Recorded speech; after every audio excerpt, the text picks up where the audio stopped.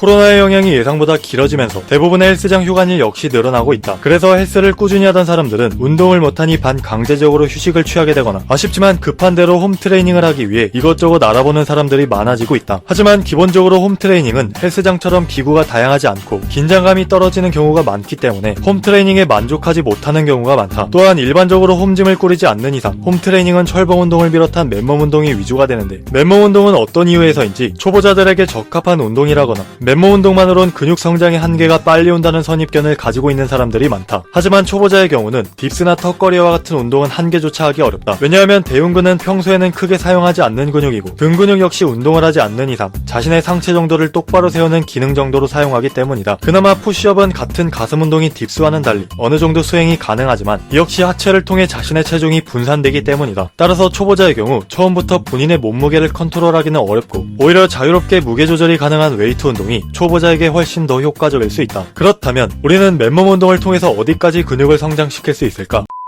근육 성장에서 가장 기본이 되는 것은 과부하의 원리이다. 우리는 웨이트 운동을 하면 근섬유의 일상적인 자극보다 더 큰 자극을 주게 되는데, 신체는 그러한 자극에 계속해서 노출될수록 그 자극에 적응을 하게 된다. 이른바 호르메시스 효과라고 하는 이 개념을 통해 우리는 운동을 하며 손상된 근육을 복구하는 것을 넘어서 신체는 평소보다 더 강한 상태로 회복이 되고 근육은 더 크고 강해지게 된다. 맨몸 운동은 자신의 체중을 이용한 웨이트 운동이지만 본인의 체중은 정해져 있다. 따라서 맨몸 운동의 과부하는 반복 횟수를 높이는 방법을 사용하는 것이 일반적이다. 하지만 점진적 과부하라는 것은 단순히 운동의 강도를 높이는 것만으로 이루어지지 않는다. 미국 스포츠의학대학에서 발표한 저항훈련 진행 모델에 관한 연구를 살펴보면 점진적 과부하를 일으키는 5가지 방법을 설명하는데, 첫째는 운동의 강도를 증가시키는 것이고, 둘째는 반복 횟수를 늘리는 것, 셋째는 운동의 반복 속도를 조절하는 것이고, 넷째는 휴식 시간을 조절하는 것이다. 그리고 마지막으로 위 4가지를 통해 운동 볼륨을 점진적으로 상승시킴으로써 점진적 과부하를 일으킬 수 있다고 설명한다. 실제로 톰 맥코믹 스포츠 과학 코치에 따르면 이 운동 볼륨이 많을수록 근육은 더 크고 빠르게 성장하고, 점진적 과부하라는 것은 세트 수와 반복 횟수, 강도 등을 변경하여 유연하게 본인의 운동 프로그램에 맞게 설정할 수 있다. 그렇다면 맨몸 운동을 통한 점진적 과부하 방법은 일반적으로 운동의 속도와 휴식 시간을 조절하는 것이고, 가장 대표적인 방법이 반복 횟수를 증가시키는 것이다. 숀 필드 박사의 근육 성장에 있어서 고반복 운동의 효과를 알아보기 위한 실험을 살펴보면 세트당 25에서 35회의 반복 횟수를 수행하는 그룹과 전통적인 근비대 프로그램인 8에서 12회 횟수로 수행하는 두 그룹으로 나누어 7가지의 운동을 각각 3세트씩 수행한 결과를 비교했을 때 근육의 강도의 차이에서는 B그룹이 더 크게 증가했지만 근육의 부피는 두 그룹 모두 증가했으며 그룹 간의 유의한 차이는 발견되지 않았음을 알 수 있다. 따라서 반복 횟수를 늘리는 과부하 역시 꽤나 효과적인 방법이라고 할 수 있다. 그렇다면 근비대라는 목표를 이루고자 할 때 맨몸 운동을 통해 만들 수 있는 몸은 어디까지일까? 상체를 예로 들어 근비대 프로그램과 똑같이 주 3회 빈도로 딥스와 턱걸이를 각각 8세트씩 주당 총 24세트를 수행한다고 가정해보자. 앞서 살펴봤듯이 초보자의 경우는 12회 횟수로 딥스와 턱걸이를 8세트씩 수행하기는 어려울 것이고, 운동 경력이 어느 정도 있는 사람이라도 전통적인 근비대 횟수로 각각 8세트씩 수행할 수 있는 능력을 갖추고 있다면 이미 기본적인 근육의 윤곽이 잡혀있는 정도를 넘어서 남들이 볼 때도 멋진 몸이라고 할 수 있을 정도로 성장한 상태일 것이다. 게다가 이 정도의 수행 능력을 가졌다 하더라도 횟수와 세트 수를 좀 더 추가함으로써 운동 볼륨을 증가시킬 수 있을 것이고, 그 상태는 이미 본인도 만족할 만한 몸으로 성장했을 것이다. 맨몸 운동의 한계는 우리가 생각하는 것만큼 가깝지 않은 데다가 대부분의 사람들은 맨몸 운동을 통해 도달할 수 있는 근성장의 한계에 다가가지 못하는 경우가 많다. 그렇다면 근비대를 목표로 하는 경우 맨몸 운동을 벗어나 웨이트를 해야 하는 시점은 언제일까? 앞서 살펴봤듯이 운동 볼륨이란 강도와 횟수, 세트 수의 변화를 통해 증가시킬 수 있다. 하지만 기본적으로 각각의 부분에서는 과부하를 일으키는 최소한의 임계값이 존재한다. 예를 들어 똑같은 운동 볼륨이라 하더라도 1.5kg의 핑크 덤벨 1000번을 들어 1500kg의 운동 볼륨을 소화하는 것과 50kg의 바벨로 30회를 들어 1500kg의 운동 볼륨을 소화하는 것은 엄연히 다르다. 왜냐하면 각각의 부분에서는 모두 근비대의 효과적인 최소한의 임계값이 존재하며 그 부분을 넘지 못하는 경우에는 근육에 과부하를 주는 것이 아니라 피로도를 축적하는 결과로 나타나기 때문이다. 따라서 맨몸 운동을 통해 근비대에서 전통적으로 권장되는 세트 수와 횟수를 넘기는 수행 능력을 갖추게 됐다면 굳이 맨몸 운동을 통해 근비대를 이룰 필요는 없다. 또한 근육이 어느 정도 성장한 상태에서는 일반적으로 고반복 트레이닝보다는 중량을 높이는 방식의 과부하가 훨씬 더 효과적일 수 있다. 예를 들어 앞서 살펴본 숀 필드 박사의 연구를 다시 보면 보면 저중량과 고중량 그룹 모두 근육의 부피는 비슷하게 증가했지만 근육의 강도 측면에서는 고중량 그룹이 더 크게 증가하는 결과를 보여준다. 왜냐하면 기본적으로 가슴 근육이라 부르는 대흉근은 전신 근육 중 속근의 비율이 가장 높은 근육이기 때문이다. 근섬유는 크게 보아 두 가지 유형으로 나눌 수 있는데 첫째는 지구력성 운동에 적합한 지근섬유와 둘째는 짧은 시간에 폭발적인 힘을 내는데 적합한 속근섬유이다. 대흉근은 속근의 비중이 높아 힘의 생산량이 다른 근육에 비해 월등한 편이지만 지근에 비해 피로가 빠르게 축적되기 때문에 고중량으로 운동을 하는 것이 더 효과적일 수 있다. 물론 맨몸 운동 역시 자세의 변화를 통해 강도를 증가시키는 것이 가능하지만 강도의 증가를 목적으로 자세를 변화시키는 것은 사실 실효성이 떨어질 뿐더러 맨몸 운동의 응용 동작들은 오히려 자신의 몸을 컨트롤하는 목적이 강하기 때문에 근비대 자체에 목적을 두기는 어렵다고 볼 수 있다. 또한 횟수를 증가시킨다는 것은 운동 시간이 길어진다는 뜻이다. 세트당 횟수가 고반복이 될수록 운동의 집중력이 떨어져 자세가 무너질 가능성이 높아지게 되고 댄존 코치의 조언처럼 전신을 이용한 운동일수록 반복 횟수를 줄여서 효과적으로 운동하는 것이 중요하다. 따라서 어느 정도 역치에 도달했다면 중량을 높이는 방식이 더 효과적일 수 있다. 결국 본인의 맨몸 운동 수행 능력이 높아져 횟수를 더 높이는 방식으로 운동 시간이 많이 길어지게 된다면 근비대가 근본적 목적인 이상 맨몸 운동을 지속할 필요가 없어지게 된다. 운동의 방식은 그 목적에 따라 가장 효과적으로 수행되어야 하며 목적이 어떠하든지 댄존 코치의 말처럼 운동을 질적으로 하는데 초점을 맞추어야 한다. 제 영상의 정보가 도움이 되었다면 건강과 운동은 과학이다 채널을 구독해 주시기 바랍니다. 감사합니다.